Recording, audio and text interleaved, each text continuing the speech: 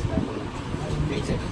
ફાટકની આજુબાજુ છેલ્લા 3 મહિનામાં 4 વખત તો એવું માનું છું દલિત સમાજ હોય ઓબીસી સમાજ એની માટે લડે રોડ ઉપર આવે આવકાર્ય છે.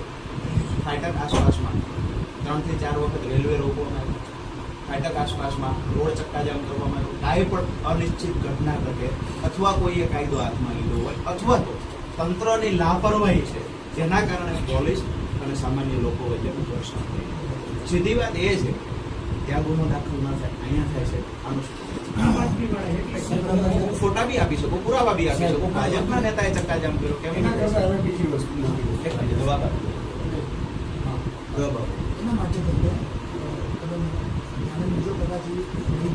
પોલીસ હતી પોલીસે આવીને તો રોડ ખોલે. સાહેબ આમાં ધ્યાને મૂકવાની કોઈ જરૂરિયાત નથી. આખું સુરેન્દ્રનગરની તમામ જગ્યાએ પ્રેસ આઉટ થયેલું. કોની વાત કરો? ટ્રેન વિશે સમજો ત્યાં એ તો રેલવે અરે 80 ફૂટના રોડ ઉપર જ થઈ જશે. માળો ચોકડી ચક્કાજામ થયો તો એક પણ વ્યક્તિ ધ્યાન દોરેલું છે. આપના પીએને બે પટેલ સાહેબને ધ્યાન દોરેલું છે કે અહીંયા ડ્રગ્સ વેચે છે, અહીંયા દારૂ વેચાય છે આ રોડ ઉપર. અને ભાજપના લોકો કાંઈ પણ ખોટું કામ કરશે તો અમારે ધ્યાન ઉપર લાવવાનું, અને અમે કંઈક સારું કામ કરતા હોય તમારા ધ્યાનમાં આવી જાય.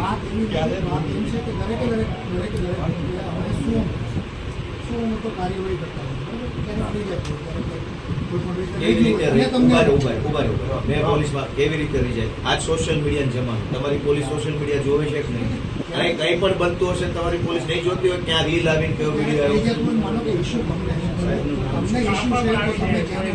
પટેલ સાહેબ શું તમે હમણાં ત્યાંથી બોલો છો? તમે કંઈક બોલ્યા ત્યાંથી કે ઓન કેમેરા જૂઠું બોલે આવું?